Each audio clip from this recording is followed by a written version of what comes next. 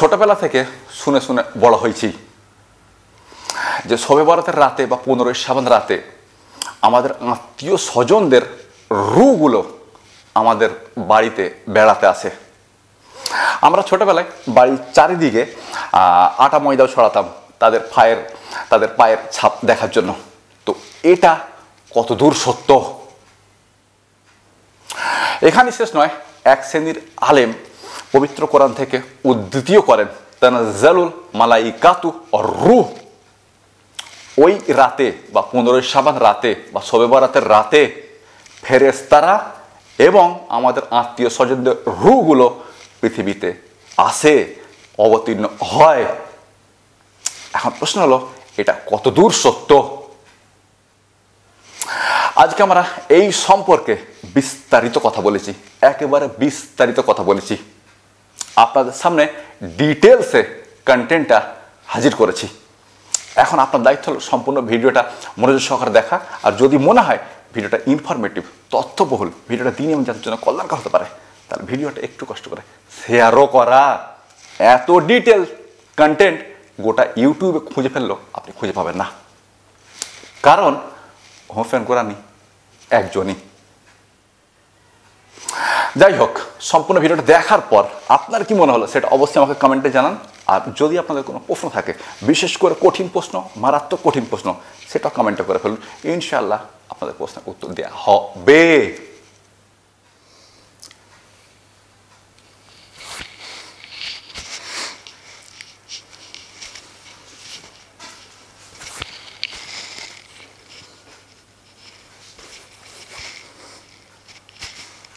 ও গো নিরুপমা করিও ক্ষমা।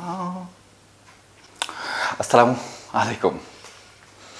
আমরা যখন ছোট ছিলাম তখন আমরা শবে বরাতের দিনে, মানে শবে বরাতের রাতে আমাদের বাড়ির আশপাশে সবই আটা বা ময়দা ছড়িয়ে দিয়ে আসতাম, কারণ আমাদেরকে বলা হতো ওই রাতে আমাদের আত্মীয় স্বজনদের আত্মারা সব আমাদের বাড়িতে বেড়াতে আসবে।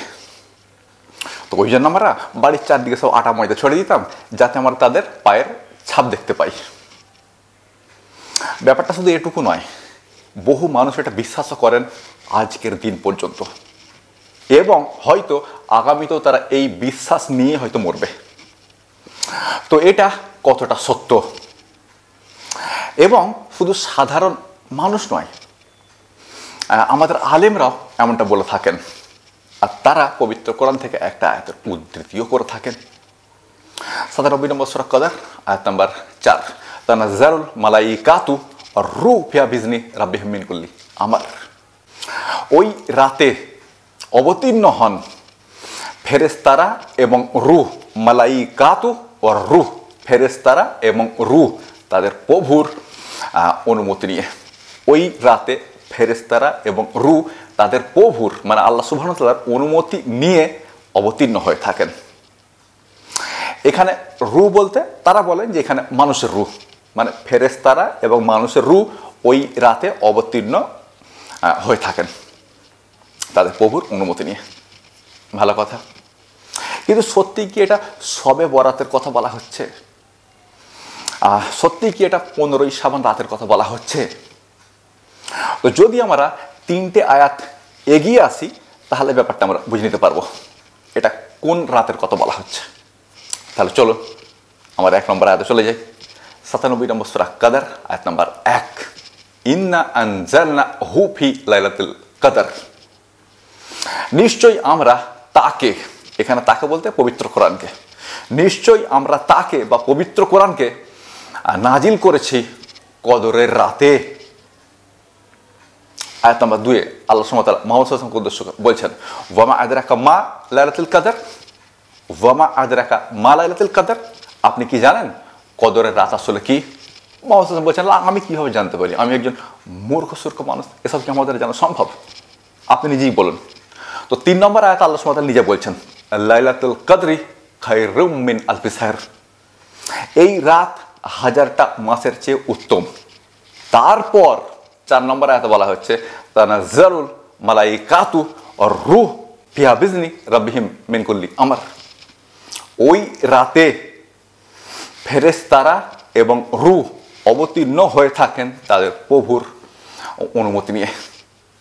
তাহলে যে রাতে ফেরেশতারা এবং রূহ অবতীর্ণ হয়ে থাকেন সেটা মোটামুটি কদরের রাত, সেটা শবে বরাতের রাত নয়, সেটা কদরের রাতে, শবে বরাতের রাতে নয়। যদি আমরা ধরে নিই এখানে ফেরেশতা এবং মানুষের রূহ অবতীর্ণ হয়ে থাকেন, তাহলেও সেটা শবে বরাতের রাতে নয়, সেটা শবে কদরের রাতে।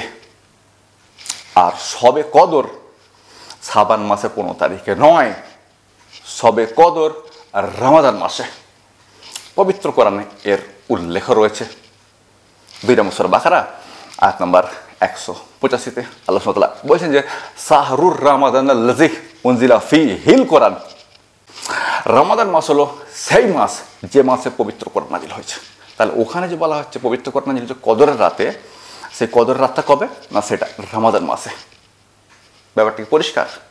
যদি আমরা ধরেও নিই যে ফেরেশতাদের সঙ্গে মানুষের রূহরা অবতীর্ণ হয়, তাহলেও সেটা শবে বরাতের রাতে নয়, বরং সেটা শবে কদরের রাতে। আর শবে কদর শাবান মাসে নয়, রমাদান মাসে। এ পর্যন্ত কি আমি বিষয়টা পরিষ্কার করতে পারলাম? এখন আমরা দেখব যে সত্যি সত্যি কি মানুষের রূহরা আল্লাহর পক্ষ থেকে ছাড় পায়, এই সম্পর্কে পবিত্র কোরআন কি বলে। তো এর জন্য আপনাকে চলে আসতে হয় পবিত্র কোরআনের 23 নম্বর সূরা মুমিনুনের 99 নম্বর আয়াতে। এর কাছাকাছি আরেকটা সূরা আছে, সূরা মুমিন বা সূরা গাফির, ওটা হচ্ছে 40 নম্বর সূরা। আমি যেটার কথা বলছি এটা হচ্ছে পবিত্র কোরআন 23 নম্বর সূরা। 24 নম্বর সূরা নূরের আগের সূরাটা, 22 নম্বর সূরা হজ্জের পরের সূরাটা। 23 নম্বর সূরা মুমিনুন আয়াত নম্বর 99। আল্লাহ তাআলা বলছেন যে হাত্তা ইযা জা আহাদাহুমুল মাউতু ক্বালা রাব্বিরজিউন। এবং যখন তাদের মধ্যে কারোর মৃত্যু হয়ে যায় তখন তাদের রূহ বলে, তাদের রূহ বলে রাব্বিরজিউন, প্রভু আমাদেরকে পৃথিবীতে ফেরত পাঠিয়ে দেন। গতবারে যেসব ভালো কাজগুলো করতে পারেনি, এইবারে সেই সমস্ত ভালো কাজগুলো করব। তার উত্তরে আল্লাহ সুবহানাহু ওয়া তাআলা বলবেন 23 নম্বর সূরা মুমিনুনের 100 নম্বর আয়াতে সেটা রয়েছে, ইন্নাহু কালিমাতুন হুয়া কাইলুহা। সরি, একটুখানি ভুল হয়ে গেল। আল্লাহ সুবহানাহু ওয়া তাআলা এভাবে বলবেন, কাল্লাহ, কখনোই নয়, ইন্নাহা কালিমাতুন হুয়া কাইলুহা ওয়ামি ওয়ারাইহিম বারযাখুন ইলা ইয়াউমা ইয়াবাসুন। এটা শুধুমাত্র তার কথার কথা। এখন তাদের সামনে বারজাক, আর সেটা পুনরুত্থান দিবস পর্যন্ত। পুনরুত্থান দিবস পর্যন্ত মানুষের রূহ মুক্ত পাওয়ার কোনো সম্ভাবনা নেই। পবিত্র কোরআনের সম্ভাবনায় ফুল স্টপ লাগিয়ে দিয়েছে। তার মানে যে মানুষ একবার মারা যায়, যার রূহ বারজাকে চলে যায়, সেখান থেকে বের হওয়ার কোনো সুযোগ সুবিধা নেই। তাহলে প্রথম বিষয় যেটা দেখালাম সেটা হচ্ছে এটা, যদি ধরে নিই ফেরেশতাদের সঙ্গে মানুষের রূহ অবতীর্ণ হয়, তাহলেও সেটা শবে বরাত নয়, শবে কদরে। সেটা শাবান মাসের 15 তারিখ নয়, সেটা রমাদান মাসে। আর দ্বিতীয় বিষয়টা দেখালাম যে মানুষের রূহ আল্লাহর পক্ষ থেকে কোনো ধরনের ছাড় পায় না, তার পুনরুত্থান দিবস পর্যন্ত বারজাখই থাকে, সেখান থেকে মুক্ত হওয়ার কোনো সম্ভাবনা নেই। আল্লাহ সুবহানাহু ওয়া তাআলা সেই সম্ভাবনায় ফুল স্টপ লাগিয়ে দিয়েছেন। তাহলে আমি এতক্ষণ ধরে দুটো পয়েন্টে উত্তর দিতে পেরেছি। এবার তৃতীয় পয়েন্ট, সেটা হচ্ছে এটা যে সত্যিই কি ফেরেশতাদের সঙ্গে রূহ বা মানুষের রূহ অবতীর্ণ হয়। তো পবিত্র কোরআনে রূহ বলতে দুটো বিষয়কে বোঝানো হয়েছে, এক হচ্ছে মানুষের রূহ আর দুই হচ্ছে ফেরেশতাদের রূহ। এক হচ্ছে মানুষের রূহ আর দুই হচ্ছে জিবরিল আলাইহিস সালাম। রূহ বলতে মানুষের রূহ এবং জিবরিল আলাইহিস সালাম উভয়কে বোঝানো হয়ে থাকে। যেমন পবিত্র কোরআনের 17 নম্বর সূরার 85 নম্বর আয়াতে আল্লাহ সুবহানাহু ওয়া তাআলা বলছেন যে ইয়াসিয়ালুনাকা আনির রূহ কুলির রূহ মিন আমরি রাব্বি। তারা কি আপনাকে রূহ সম্পর্কে জিজ্ঞেস করছে? তারা কি আপনাকে মানুষের রূহ সম্পর্কে জিজ্ঞেস করছে? আপনি তাদেরকে বলে দিন রূহ মিন আমরি রাব্বি, রূহ হলো আমার প্রতিপালকের নির্দেশ মাত্র। রূহ আমার প্রতিপালকের নির্দেশ ছাড়া কিছুই নয়। এখানে মানুষের রূহের কথা বলা হচ্ছে, মানুষের রূহ আল্লাহর নির্দেশ ছাড়া কিছুই নয়। পবিত্র কোরআনে রূহ বলতে জিবরাইল আলাইহিস সালামকেও বোঝানো হয়েছে এবং এটা রয়েছে পবিত্র কোরআনের 40 নম্বর সূরা মুমিন আয়াত নাম্বার 15-তে, যেখানে বলা হচ্ছে যে রাফিউদ দারাজাতে জুল আরসি ইলকুর রুহা মিন আমরি আলা মায়াসাউ মিন ইবাদিহি। আল্লাহ সুবহানাহু ওয়া তাআলা হলেন আরশের অধিপতি এবং তিনি তার বান্দাদের মধ্যে যার প্রতি চান তার প্রতি রূহকে প্রেরণ করেন। এখানে রূহ বলতে জিবরিল আলাইহিস সালাম। আল্লাহ সুবহানাহু ওয়া তাআলা বলছেন যে আল্লাহ সুবহানাহু ওয়া তাআলা হলেন আরশের অধিপতি এবং তিনি তার বান্দাদের মধ্যে যার প্রতি চান তার প্রতি জিবরিল আলাইহিস সালামকে বা রূহকে প্রেরণ করেন। তাহলে এখানে রূহ বলতে গেলে মানুষের রূহ নয়, এখানে রূহ বলতে গেলে ফেরেশতা বা জিবরিল আলাইহিস সালাম।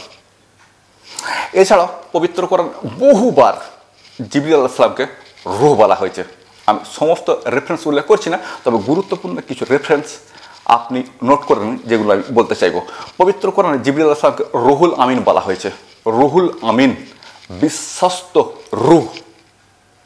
তো কোথায় রয়েছে এটা? 26 নম্বর সূরা আস-সূরা আয়াত নম্বর 193-এ। আর একটা সূরা রয়েছে এর কাছাকাছি, তার নাম হচ্ছে সূরা আস-সূরা। ওটা হচ্ছে 42 নম্বর সূরা, যার অর্থ পার্লামেন্ট।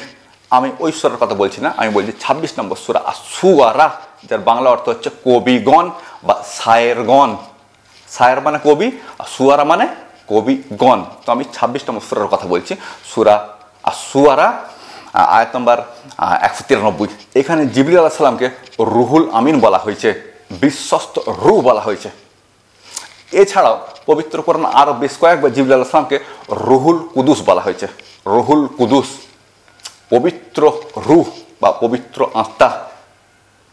যদি বাইবেল পড়েন তো বাইবেলেও এই শব্দটার উল্লেখ রয়েছে, পবিত্র আত্মা, রুহুল কুদুস, নিউ টেস্টামেন্টে। যাই হোক, আমরা এই সম্পর্কে কথা বলবো না, তবে রেফারেন্সগুলো বলি, আপনি রেফারেন্সগুলো নোট করে নিন। একটা অসাধারণ স্মৃতিশক্তি দিয়ে আল্লাহ সুবহানাহু ওয়া তাআলা আমাকে প্রেরণ করেছেন। একবার খেয়াল করে দেখুন, ক্যামেরার দিকে তাকিয়ে একটানা কথা বলছি, আরবি, তার অনুবাদ, রেফারেন্স একটা মিস হচ্ছে না। তার সঙ্গে আবার এত গুছিয়ে কথা বলতে পারছি, এটা সম্ভব নয়। আপনি পুরো ইউটিউব খুঁজে ফেললেও এমন একজনকে পাবেন না যে এত গুছিয়ে কথা বলতে পারে এবং প্রত্যেকটা অংশের উত্তর দিতে পারে, এমন কাউকে আপনি পাবেন না।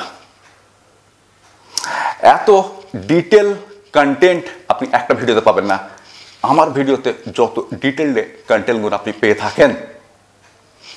যাই হোক, আমি যেখানে ছিলাম, তো পবিত্র কোরআনে জিবরিল আলাইহিস সালামকে রুহুল আমিন বলা হয়েছে এবং রুহুল কুদুসও বলা হয়েছে। রুহুল আমিনের রেফারেন্স আমি দিয়ে দিয়েছি, রুহুল কুদুসের রেফারেন্সগুলো আপনি নোট করে নিন। পবিত্র কোরআনের 2 নম্বর সূরা বাকারা আয়াত নম্বর 87। এছাড়াও সূরা বাকারাতেই আর একবার উল্লেখ রয়েছে, 2 নম্বর সূরা বাকারা আয়াত নম্বর 253।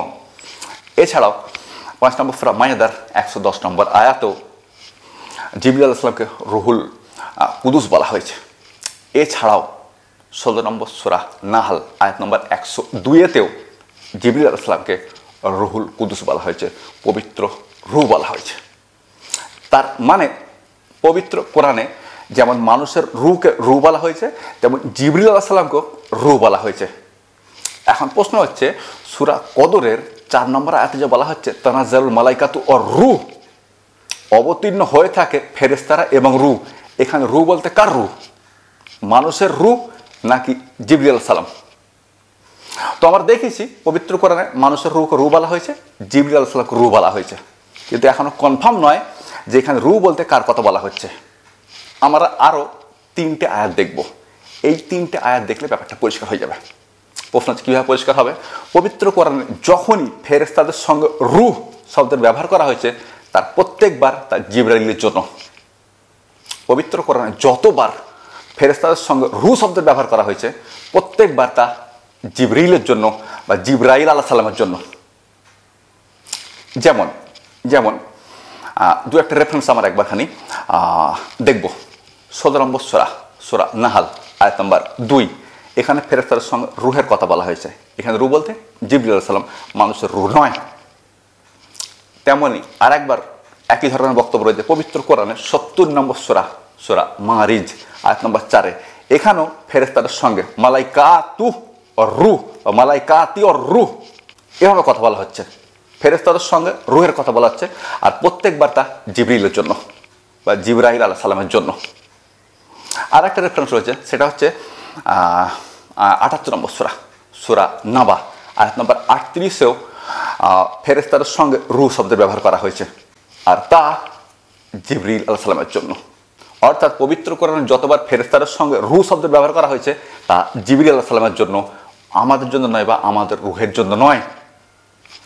আমার মনে হয় এবার পুরো ব্যাপারটা পরিষ্কার যে 97 নম্বর সূরা কদর 4 নম্বর আয়াতে মালাইকাতু আর রূহ শব্দ ব্যবহার করা হয়েছে এবং তা জিবরিল আলাইহিস সালামের জন্য,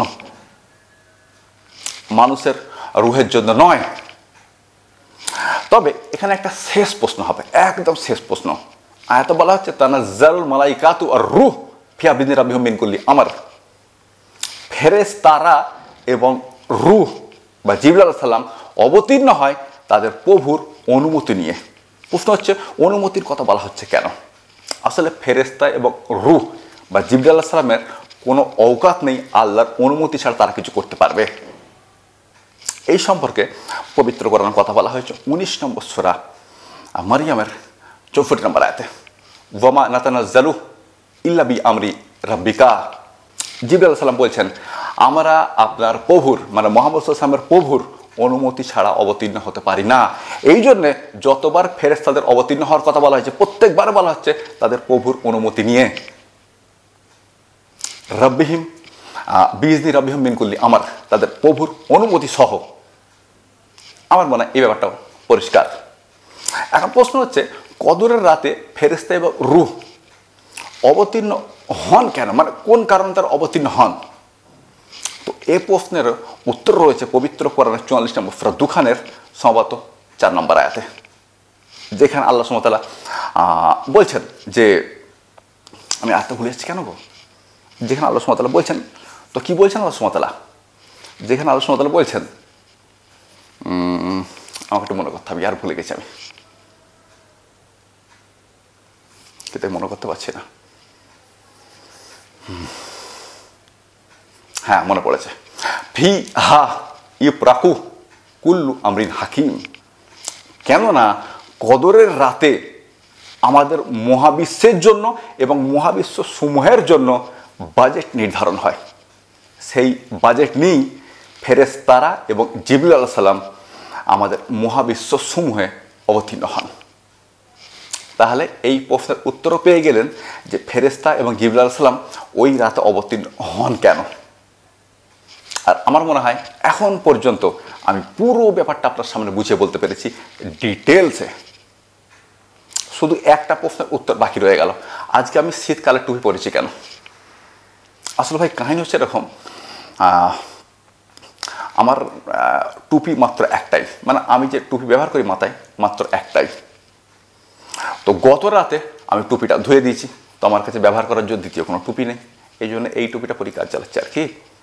যদিও আমাকে টুপিটা পরার কারণে হালকা হালকা গরম হচ্ছে, কিন্তু তবুও কিছু করার নেই, খালি মাথায় তো বসতে পারি না। এমনিতেও অনেক চুল উঠে গেছে, তার উপর আবার কালকে নেড়া হয়েছি, মানে খালি মাথায় তো বসা সম্ভব নয়। তো আর আমার টুপিটা ধুয়ে দেওয়া হয়েছে, আর আমার টুপি মাত্র একটাই।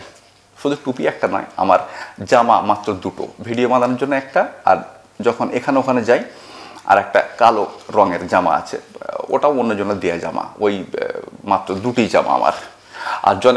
আর যখন অনেক গুরুত্বপূর্ণ কোনো আমন্ত্রণে যাই তার জন্য আর একটা জামা আছে, ওটাও সাদা রঙের জামা।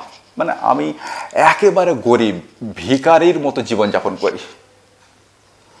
আপনি পৃথিবীতে এমন কাউকে পাবেন না যার প্রত্যেক দিন রোজগার 50,000 টাকারও বেশি, কিন্তু জীবনযাপন করে ভিখারির মতো। টুপি মাত্র একটা আর জামা মাত্র 3টে, দুটো ধরে নিন, একটা তো আলে কালে বের হয়। তো জামা মাত্র দুটো, ভিডিও বানানোর জন্য একটা, আর এখানে ওখানে যাওয়ার জন্য একটা। এরকম মানুষ খুঁজে খুঁজে মরে গেলে পাবেন না। চলুন ভাই, এবার কাহিনী শেষ করতে হবে, মানে বক্তব্য শেষ করতে হবে। যদি মনে হয় ভিডিওটা বেশ ইনফরমেটিভ, তথ্যবহুল ছিল, ভিডিওটা দিন এবং জাতির জন্য কল্যাণকরও হতে পারে, তাহলে ভিডিওটা শেয়ার করার অনুরোধ আবেদন করে বক্তব্য শেষ করব। শেয়ার করুন আর করতেই থাকুন। এত ডিটেলস ভিডিও, এত ডিটেলস কন্টেন্ট গোটা ইউটিউব খুঁজলেও আপনি খুঁজে পাবেন না, কারণ এত সুন্দর স্মৃতিশক্তি সবার হয় না, এত গুছিয়ে সবাই কথা বলতে পারে না।